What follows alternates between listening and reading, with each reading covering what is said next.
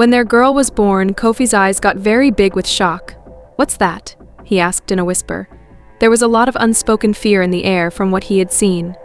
Kofi stood next to Amma and tightly held her hand as she writhed in pain. There was stress in the air, and the hospital smelt clean. While trying to stay cool, Kofi shook as he whispered, "You're doing great, Amma. Just a little more." Amma nodded, but her contractions got stronger with each one. She had thought about this moment 1,000 times, the happiness of having their first child. But now, in the middle of the pain, there was a promise of happiness just around the corner. The room was filled with the steady sound of medical equipment and the doctor's voice. One more push. Amma almost there. Amma, who was tired, pulled together what little strength she had left, while Kofi's heart beat in time with hers. He tightened his grip on the bed's edge, getting ready for what was to come. After that, the baby came out, and the room was quiet. The doctor's eyes got big, which made him lose his cool for a second. Even though he quickly calmed down, Kofi could see that flicker of something he couldn't put his finger on, fear, doubt, or maybe both. The baby's cry could be heard throughout the room, but Kofi wasn't looking at her. He looked at her legs, which were stuck together in a strange way. The limbs were covered in a skin that looked like the tail of a mermaid. It looked like something from a nightmare or something that shouldn't exist. "What is that?"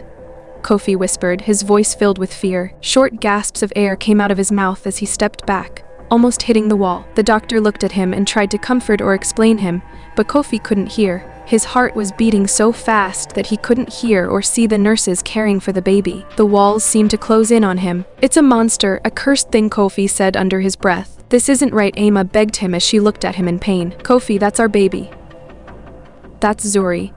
But Kofi was so scared that he couldn't see what Amma saw, their daughter, their gift. He fell backwards and shook his head fiercely, saying, "No, this isn't right. This is some kind of punishment," Amma said. She reached out to touch Kofi, but he pulled away. His face turned red with disgust as he tried to figure out what was happening. He ran out of the room, leaving behind the cries of the baby and his wife's broken look. It felt like the ground opened up under him. Amma was frozen in shock as her whole world fell apart around her. Even though the nurses were moving around her, she couldn't hear them because she was focused on the empty doorway where Kofi had gone. The dark hole he left behind ate away at her excitement about meeting her baby. His face was serious as he carefully held the baby in his arms. She slowly turned her attention to the doctor. "Mrs. he told Ajaman in a soft voice, "Your baby has a condition called cyranemelia. It doesn't happen often, but she's stable. Like a mermaid's tail, her legs are joined together. She needs more tests, but for now, she's fine," Amma said. Her heart was racing as she tried to understand what was being said. Cyranemelia?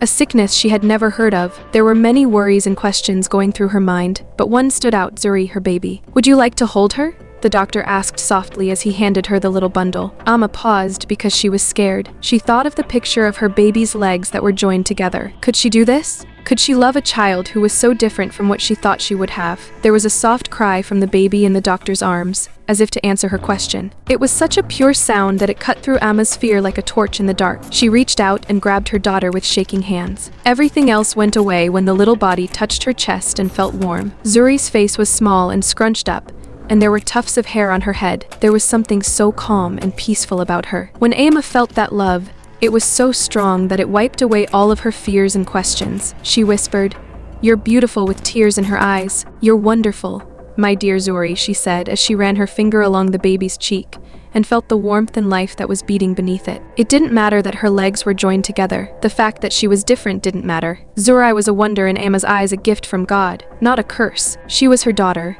and that would never change. Some of the nurses had tears in their eyes as they watched Amma hold her baby. There was no sickness or fear at that moment. There was only a mother and her baby, connected by a love so strong and pure that it went beyond everything else. Outside, Kofi had already made it to the parking lot. He stumbled towards his car, out of breath. He dropped the keys twice while fumbling with them before he finally opened the door. As he fell into the driver's seat, he could feel a sob rising in his mouth. He got in his car and drove off, leaving the hospital, Amma, and the child he couldn't stand to see behind. Amma held Zuri close in the hospital room as she cried. The soft, sweet smell of her baby mixed with her tears. As Amma sat next to Zuri's cot and watched her tiny chest rise and fall, the days seemed to blend together in the hospital room's clean white walls. As the nurses came and went, they had kind faces that were touched with sadness. Surgery, treatments, risks, and options were talked about, but Amma felt like the words were from another world. Amma was still healing from giving birth, and her body hurt, but not as much as the pain in her heart. Kofi had left so quickly that she hardly had time to think about it. She told herself it was because he was shocked and needed some time to get it.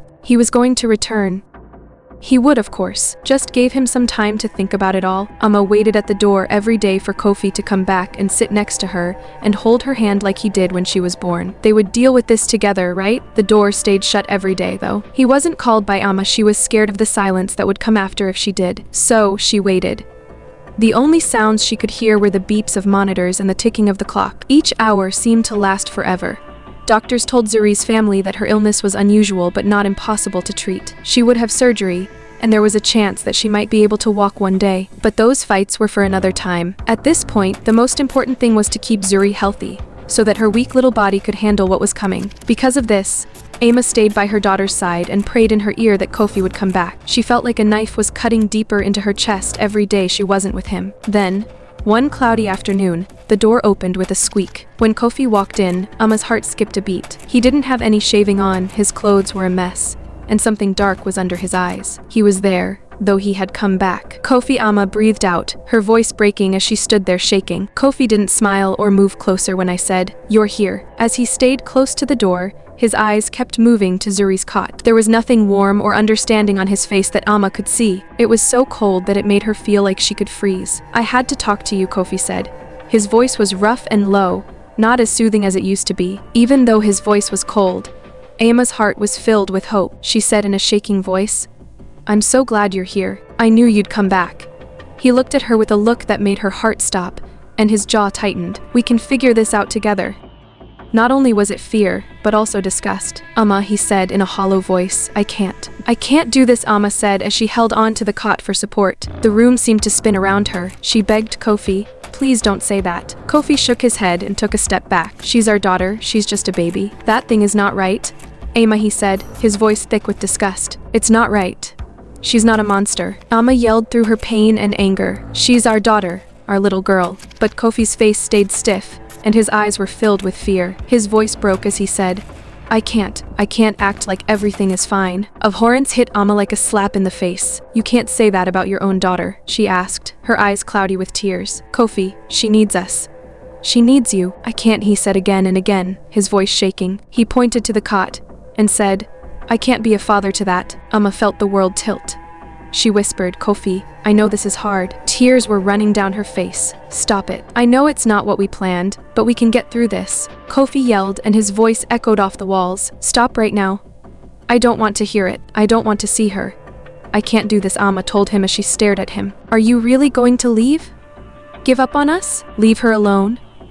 When Kofi looked at her, she thought for a split second that she saw the man she had loved, but it was gone just as fast as it came. His voice was flat as he said, "I have to. I'm not able to be here." He turned around and walked towards the door. With each step, the pain in Amma's chest got worse. "Kofi," she yelled after him, her voice shaking. "Please don't leave. I beg you, but don't look back." The finality with which the door shut behind him broke Amma's heart. She sobbed very hard and fell into a chair. She felt like she was falling into a deep, dark pit with no way out. She was really and truly by herself. The man she loved and thought would always be there for her had turned his back on her and their child. Amma looked over at Zuri, who was sound asleep in her cot. She had no idea that a storm had just broken up their lives. Through her tears, she said, "It's just you and me now." As she reached out and touched the edge of the cot, she could feel the weight of the burden she was now carrying. Amma was aware that she needed to be strong. It wasn't for herself, but for Zuri, this sweet child who only needed love and warmth. She promised herself that she would never leave Zuri, no matter how bad things got or how many people turned their backs on them. She would never leave her. Even if she had to do it by herself, Amma would be the good mother her daughter thought she had. The week in the hospital was a blur of machines beeping, people whispering, and the smell of cleaning. Amma felt a little better when the doctor finally told her that Zuri was stable enough to go home. But their comfort didn't last long because they soon saw what life was really like outside of the hospital. Zuri's health was steady, but she still had a long way to go. To separate her legs, they would need more than just medical care. They would need doctors from all over the world to come in and do surgeries that are risky and unclear. She felt sick to her stomach as Amma carried Zuri in her arms and walked back to their small house. Since the day he was in the hospital, Kofi hadn't called or come by. She told herself that he just needed some time to face the fact that their daughter was sick and would come back. But she knew in her heart that his absence wasn't a break, it was the end. There was no way she could have avoided hearing the truth when she opened the door and walked inside. Things were a mess in the house. It's cold and empty. Everything that used to belong to Kofi is gone. Everything that showed them where he fit in their lives, his clothes, books, and little things, is gone. A house that was as empty as the pain in Emma's heart was left behind after he took everything. She held Zuri tight and stared at the empty spaces where Kofi's things had been for what seemed like hours. It made her feel betrayed and was the last nail in the coffin of the life she had dreamed for them. "Now it's just you and me," she mumbled to Zuri, who was sound asleep in her arms and didn't know what had happened in their lives. As Emma kissed her daughter on the top of the head, she could feel her warm skin against hers. She promised herself in silence. She would do this by herself if she had to. She would do anything to protect Zuri. After that, the next few days were crazy with calls, meetings, and visits to the doctor. Alma did a lot of study on Zuri's situation and learned as much as she could about cyanomelia and possible treatments. She spent all of her savings, which was money she had set away for emergencies. But this wasn't an emergency. This was the life of her daughter. Visits to the hospital put Alma's determination to the test. They were very serious when they talked about how hard the surgeries were, how dangerous they were, and how unlikely it was that they would work. They weren't nice about it. Zuri might not be able to walk ever. There could be problems with the treatments. But Alma knew she had to try every time she looked into her daughter's eyes. It was hardest to do the first surgery. She felt like ripping her heart out when she gave Zuri to the nurse. For hours, she paced the waiting room and prayed quickly under her breath. Please God, let her be okay. When Zuri was finally wheeled out, her little body was so still and weak that Alma thought it might break. The surgeon said things didn't go as planned with the surgery. Zuri was not big enough and was too weak. The doctors said that the risks of future treatments would be the same. Alma's heart sank. Even though she knew the chances, it was heartbreaking to hear that her baby was in pain. She sat next to Zuri's bed and watched her sleep while holding her little hand. Alma's heart hurt so badly when she saw her legs that were wrapped and the tubes that stuck out of them to connect to the machines. She tried to hide her pain, though. To protect her daughter, she had to be strong. As the days turned into weeks, each surgery became a new fight. There were good days. Every day, Zuri would look up at AMA with a sweet smile, as if to say, "It's okay, Mom. We'll get through this," but some days were really hard. Ama couldn't do anything but watch as Zuri writhed in pain as the anesthesia wore off. Her cries broke the quiet. Alma held her close and whispered comforting words to her. She felt helpless when her child was in pain. People heard that Zuri was sick. As they talked behind closed doors, neighbors showed a mix of sympathy and disdain. Some people thought Alma was brave and a victim for having to go through so much with her child. Some people weren't as nice. They said it's a curse, as if Zuri's situation were a sign and a punishment for some sin they didn't know about. Ama heard the sharp, cutting whispers. She tried to ignore them, but the words kept coming back to her. In the food store, she heard a woman saying to a friend, "That's the one. The mother of that child." The word child was used in a rude way, as if Zuri were not human. Alma was scared to death, but she didn't say anything. With a tight grip on the cart, she kept shopping.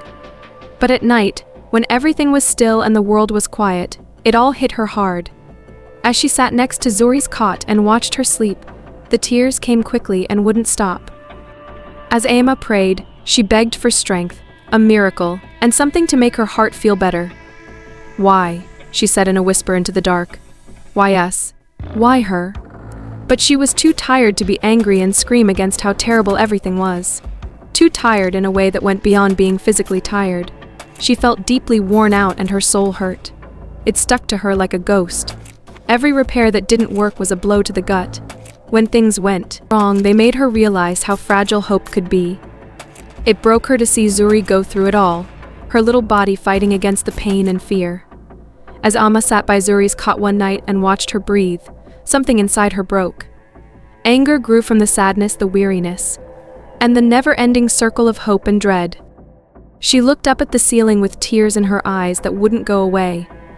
It was the first time she felt angry at the God she had prayed to for strength. Why? Tell me, she said in a hard voice. Why do you treat her this way? What did she do to earn this? The words came out of her mouth, rough and broken, like they were claws digging into her soul. She's so little. A sweet, helpless baby. How could you allow this to happen? Why are you being so mean? Amma's voice cracked as she tried to hold back tears. She wanted to believe there was a bigger plan or a reason, but all she could see was her baby in pain for no reason. Is this a bad thing? She whispered, her voice getting higher. Is that it? What did I do? What did she do? She only did one thing, be born, and you gave her this? Amma tightened her hands, trying to fight off the sadness and anger that were washing over her. You say you're kind and forgiving, but where is your kindness now? Where is your love for my little girl? The words were heavy and bitter in the air. There was no answer. There was only the soft hum of the machines and Zuri's breaths. Amma fell to her knees next to the cot, her whole body shaking with pain. Why her? She cried out. She's too little and honest for this. Why not me? Who else could it be? Amma bowed her head and let her tears fall to the floor as she reached through the cot bars and touched Zuri's little fingers. She said in a low voice, I don't understand. She was eaten up by the nothingness around her. She had no answers or relief. All she had was the constant pain of seeing her kids suffer. That was the moment when Amma's faith broke down. The God she had prayed to seemed far away, cold and heartless. Even though Amma was mad and had doubts, she knew she couldn't give up. She had to be strong for Zuri. Her girl could still have a better life, even if it was only a small one. Amma kept going. As she looked for more doctors and experts, she held on to the hope that someone, somewhere, knew the answer. Amma was waiting in yet another hospital. The clean white walls made her feel as empty as she did inside. Even though she was wearing a blanket, the cold seemed to get into her bones. She looked at Zuri, who was sleeping in her pram, and had no idea that her mother was carrying a heavy load. Months had gone by, with lots of trips to the doctor, tests, and failed surgeries. Each loss made Amma's hope less strong. In her frantic search for a miracle, she had spent all of her savings on trips to see experts all over the country. The answer was always the same, though Zuri was too small and weak for the difficult surgery that would split her legs. Dr. S talked about odds and figures, but all Amma could hear was the sound of another door slamming shut in her face. She had one last chance at this hospital. She had heard of a well-known expert doctor named Dr. It was Tunde, who took on cases that seemed impossible. It took Amma all of her strength to get a meeting with him. But while she waited, she had doubts. Was she putting her hands together, refusing to accept that her daughter is really sick? Mrs. Agyeman? The words of a nurse cut through Amma's thoughts. Dr. Toon will see you now, Amma said as she stood up. Her legs were weak. After taking a deep breath, she pushed the pram into the office to calm down. There was a warmth in the room that Amma hadn't felt in a long time. It was full of medical supplies and books. As she walked in, Dr. Tunde stood there. He was a tall man with kind eyes that showed he was both wise and tired. Mrs. Agyeman, he said, offering his hand to meet her. Please take a seat, the woman said. Amma did so and grabbed the stroller's handle like it was lifesaver. As he sat down across from her, Dr. Tunde briefly looked at Zuri. He didn't say anything for a moment and just watched the child sleep. He then turned his attention back to Amma and looked into her eyes. He began softly. I've looked over Zuri's case. I'm sorry for all you've been through. Please know that I'm here to help. He said, I'll do everything I can to give her the best chance. His words gave Amma hope, but it was tempered by memories of broken vows. She had heard the same thing many times, only to have her hopes dashed by hard reality. What are her chances? Amma asked, her voice shaking. What can you do for her? Dr. Tunde leaned forward and looked serious.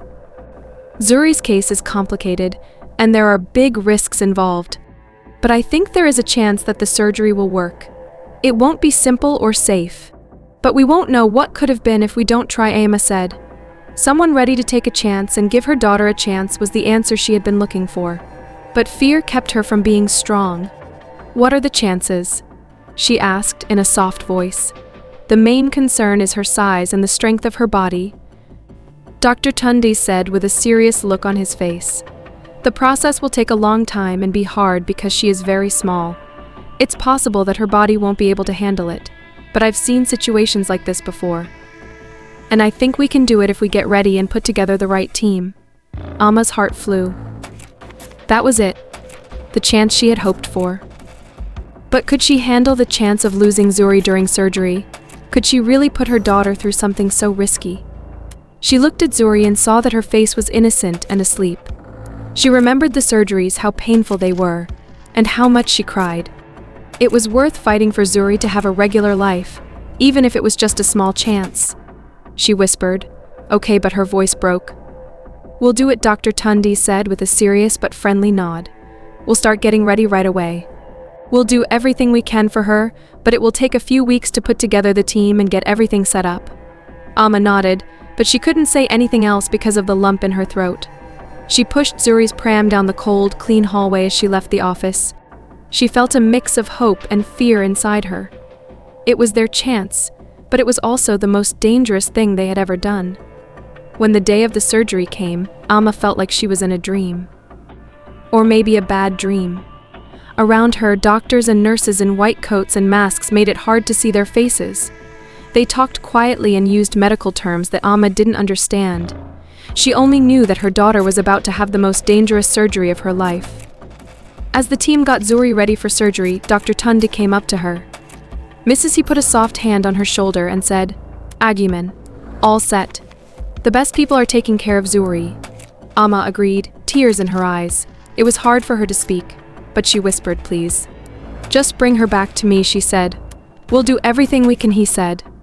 When they took Zuri into the operating room, they left Alma there by herself. It became cold and clear to her what was really going on. She sat in one of the plastic chairs with her hands together in a painful prayer. "Please God, don't take her away from me." Hours went by and each one was painfully slow. Every tick of the clock on the wall made Alma think of how short time was. She thought about the failed surgeries, the sleepless nights of fear, and the prayers that had been said in secret that had led them to this point. This was their last chance, and she held on to any hope she could find. As the surgery went on, she felt the weight of each minute that went by. What was going on? Was Zuri all right? Was she yelling? Fear whirled through Alma's mind, and the unknown hurt her deeply. The doors to the operating room finally opened, and Dr. Tundi came out. It felt like it had been forever. Alma jumped up, and her heart started beating fast. She couldn't breathe for a moment because of the serious look on his face. He spoke slowly and steadily, but his voice was tense. There were problems. Alma's legs were almost giving out, but she forced herself to stand up. "What did you do? Is she?" Zuri's body went into shock, he said with a serious look on his face. Her heart rate dropped too low, so we had to stop the procedure to get her back to normal. "We're doing everything we can, but she's in serious condition." This shook Alma's world. Like a huge wave, her worst fears hit her. She begged, please, with tears running down her face. "Please save her," she begged Dr. Tundi. He nodded and his eyes lit up with sadness. He told her, "We're not giving up. She's strong." "Hold on, your little girl," Alma said as she fell into the chair and started to cry. It was the hardest prayer she had ever done. She begged God, the world, and anyone else who would listen. "Please, God. Please do not take her away from me." The minutes went by slowly and painfully, and the waiting room turned into a prison of fear and hopelessness. Amaya paced on the floor, her hands on her shoulders as if to keep herself together. It hurt so badly that she thought she was being torn apart, and her heart broke every time. Then Dr. Tundi came back, just when she thought she could no longer take it. His face showed that he was careful but hopeful. He said in a low voice, "She's stable. We were able to separate the legs. It's too early to tell what will happen, but she's steady." Alma's knees gave out, and she fell to the floor, putting her hands over her face as relief swept over her. She was sobbing so hard that her body shook, and she could hardly breathe. "Thank you, God. Thank you," she said through tears, a prayer of thanks and weariness. In the days that followed, Zuri stayed in the ICU, where machines and monitors were all around him. Emma wouldn't leave her daughter's side and watched her chest rise and fall, and the machines beep. As the doctors came and went, they gave cautiously positive advice. The fight in Zuri was weak, but her heart was as strong as ever. A very interesting change happened as the days turned into weeks. Not only did Zuri's little spirit start to shine as she got better, but she also started to connect with everyone around her. As the nurses and doctors went through the ICU, they were drawn to her room. Her soft coos and laughter became a bright spot in the often dark and clean room. It was fun to be around Zuri because she was so innocent and full of life, making the patients and workers feel better. Even Dr. Tunde, who had seen a lot of hard times and happy times, was moved by the little girl who had beaten the chances. He made sure to check on her often, not just because it was the right thing to do, but because she moved him. He would smile and say to Emma, "You've got a fighter here. She's more determined in her little body than most people have in a lifetime." As Zuri got stronger, she became the center of the ward, and her laughter filled the halls and made even the darkest spots brighter. Then the moment arrived that they had all been waiting for. It was a moment they would never forget. The day Zuri walked for the first time. The whole staff crowded around and watched with tears in their eyes as they saw the small, tentative moves. Amma got down on her knees in front of her daughter and held out her hands in case she fell. She whispered, "Come on, sweetheart." Her voice was shaking. Zuri looked up at her mom and her eyes were wide with trust. "You can do it." She thought about it for a moment while looking around at the group of familiar faces. After that, she took a slow step. The people in the room held their breath as she took another. Zuri swayed, but she kept her balance. A smile spread across her face. People cheered and applauded, and the sound filled the room like the best music. Amma was very proud of herself. She whispered, "You did it," with tears running down her face. "You did it, my brave girl." The nurses and doctors cheered and clapped, their eyes shining with happiness. Zuri was so excited that she clapped her little hands together and laughed so hard. At that very moment, the ward was full of joy and hope. Zuri got even stronger over the next few weeks. Her steps became more sure, and her laughter could be heard all through the halls. She was a bright spot in the day and a lesson that miracles can happen even when people are in pain. Amma was amazed as she watched her daughter. They went through a lot of trouble, but they made it through. As Amma held Zuri close and watched her take those first steps, she knew they had seen something amazing. It showed how strong hope can be, how strong the human spirit can be, and how strong the bond between a mother and her child is. As Zuri got better and was getting ready to leave the hospital, Amma found herself back in a world that wasn't always nice. The comments, sideways looks, and questions that were never said made her feel bad. People didn't understand what was wrong with Zuri. They thought she was strange and would look at her and talk about her. Outside, there were judgments and assumed ideas all around, and it would have been easy for those things to crush the fragile happiness Amma had worked hard to grow in her daughter. But they had found a different kind of society inside the hospital. As a support system that wrapped around Amma and Zuri like a cage, the doctors, nurses, and even the other patients had become like family. These were the people who had seen Zuri's bravery for themselves.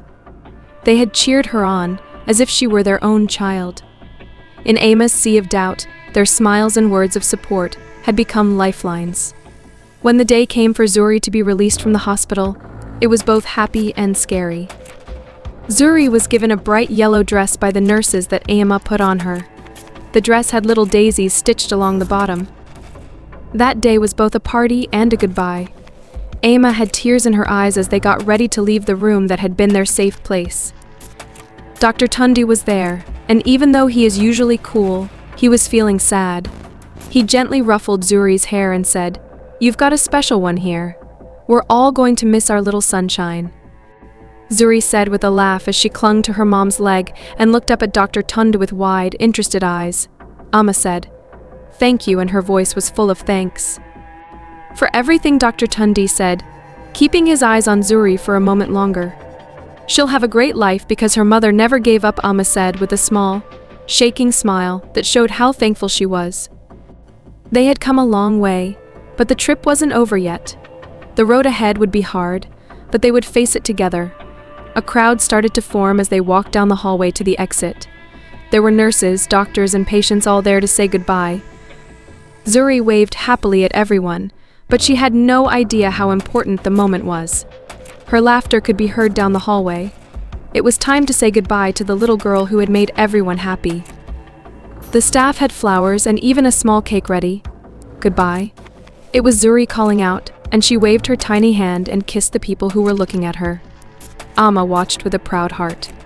Because she had been through so much, this little girl had become a sign of hope and strength. The people in this group loved and helped her, which made her and them both strong. Amma sent Zuri out into the world with one last wave and a promise to come back for checks. When they stepped outside, the sun hit them, giving them a warmth that was both strange and welcome.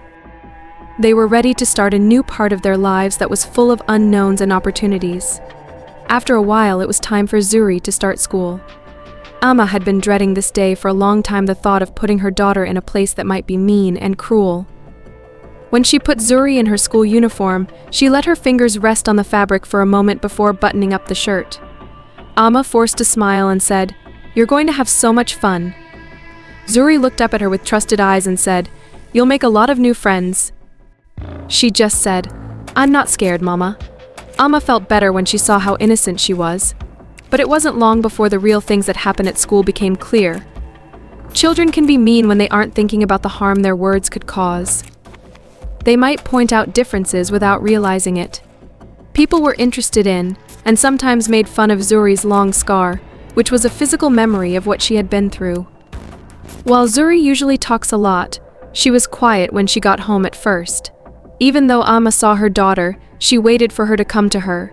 One night, the wall broke and Zuri, with tears running down her face, climbed into her mom's lap. She let her cry while Amma held her close. "They told me I'm weird," Zuri whispered, her voice heavy with sadness. "They told me my legs look weird," Amma said. Her daughter's words broke her heart. She looked for the right words as she stroked Zuri's hair. She said in a soft voice, "Honey, everyone is different in some way. People say mean things sometimes because they don't understand those differences. But what they say doesn't make you who you are. You're brave and strong. What about those scars on your legs? They show how far you've come," Zuri said with a sniffle as she looked up at her mom. "But it hurts still," she said. "I know it does," Amma said, and her voice broke. "But their words don't have to take away your strength. You're proud of who you are and stand tall. What a brave thing you've done to get this far. Somebody couldn't take that away from you." The next day, when the teasing began again, Zuri did something different. She did not run away. Instead, she stood her ground and looked at the kids with quiet strength. Her firm words, "My scars are a part of me and they mean I'm strong. That's fine. Say what you want, but it doesn't make me less." The kids were shocked and didn't know what to say back. Then something strange happened. Someone from Zuri's class who had been watching stepped forward. One of them told them, "Leave her alone. She's cool. Those scars make her look even cooler." That's when things started to change. Zuri used to be the subject of whispers and jokes, but now she has a lot of new friends who respect how strong and brave she is. They stood up for her, and Zuri fell in with them as someone who had won their respect. Not as someone who had been hurt.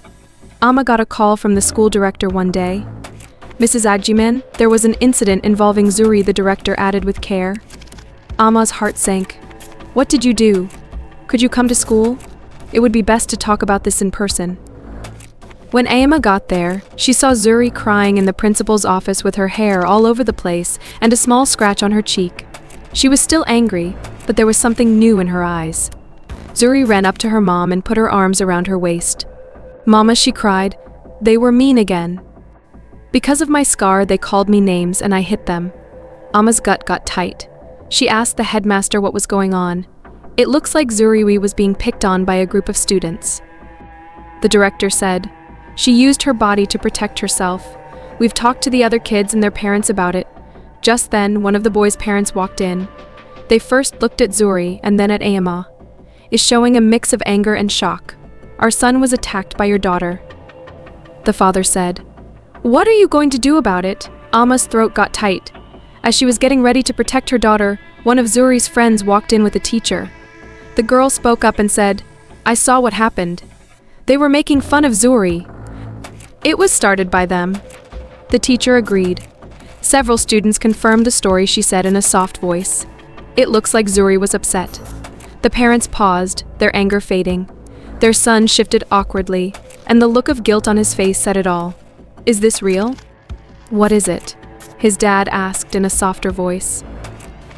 The kid said yes. Amma got down on her knees next to Zuri and put her hands over her daughter's face. She spoke softly, her voice shaking with pride. "You stood up for yourself.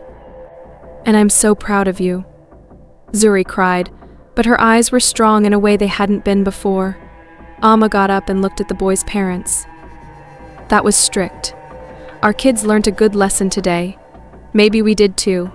Being different isn't always easy. But you have to be strong to stand up for who you are," Amma told Zuri as they left school that day. They were stronger than ever when they came into the world together. Amma felt like they weren't alone in the fight for the first time. A group of friends and people in the neighborhood stood with them no matter what the future held. Things changed like pages in a book over the years. Zuri changed from a little girl with scars on her legs to a strong woman who didn't give up. She is graceful and strong because of the hard times she went through as a child. She built a successful business from the ground up with hard work and a never-give-up attitude. The strength she gained as a child became the driving force behind her success. Zuri's business did very well and was known for both its profits and its desire to make a difference. It was important to her to hire people who had been turned down or ignored before, just like she had been. Like Zuri herself, her business became a light of hope and chance. It was so much fun for Amma to see Zuri grow into the woman she is now. They had a full and happy life in every way. They were safe, comfortable, and at peace, which was something Amma used to think was impossible. They saw new places and made memories that spoke of freedom and victory as they traveled the world together. Every trip made them think of how far they had come and the fights they had won. Then, all of a sudden, Kofi showed up again. The years had beaten him down, but there was still a spark of desire in his eyes. He had heard about Zuri's success and how much money and power she had gained. So he came knocking, wanting a piece of the life he had left behind. When Amma opened the door, she gasped when she saw the man she used to love. They were silent for a moment as they thought about the years that had passed and the decisions that had brought them to this point. The photos on the walls told a story that Kofi hadn't been a part of, and he looked around the fancy living room, taking in the signs of wealth. He began with Amma, but his voice was strange after all this time. She told her, "I've come to see my daughter." Amma was shocked, angry, and most of all, very protective of Zuri. "Kofi, what do you want? What is it?" she asked in a steady, calm voice that didn't give anything away. First he paused, then he sighed. He spoke in a calm voice, "I want to make things right. I'm still her dad, even though I left. I feel like I should be a part of what she's made," I said. Just then, Zuri came up the stairs. She came to find out what was going on because she had heard sounds. She was steady and sure of herself, like the woman she had become.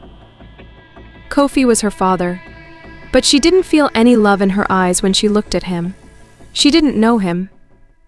"Do you really think you can just walk back into our lives?"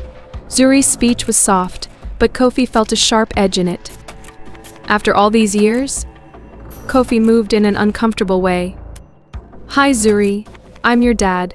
You don't deserve anything," Zuri said in a sharp voice. "You chose a long time ago. You left, and just because you see something you want doesn't mean you can come back." Amma stood next to her daughter, her chest swell with pride. She raised a woman who was strong and brave. Amma said, "Zuri's success is hers alone. She worked hard and was determined to get where she is now. People who cared about her also helped her along the way." Kofi looked at the two women and realized how much he had lost. He didn't belong here or in the life they had made without him. He thought that this argument would go differently and that he could use his charm to get back into their lives. The link between a mother and daughter, on the other hand, was stronger than he thought. Zuri spoke in a firm voice, "I don't want anything to do with you." Each word was the last straw that broke Kofi's dreams. "You're not my dad. When things get tough, a father doesn't leave his child." A father is there for you, helps you, and loves you no matter what. And you didn't do any of those things. She then turned her back on him, which said more than words could. Kofi stood there, sad and empty, as Amos shut the door quietly. They heard his steps getting quieter as he left, leaving them alone in their home. The next few days, life went back to its normal, calm pace. Zuri kept doing well in her job, and her business grew into new areas that affected even more people.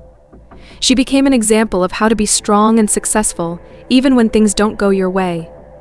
For Amma, the best thing in the world was seeing her daughter do well. They traveled to new places and enjoyed the easy things in life together.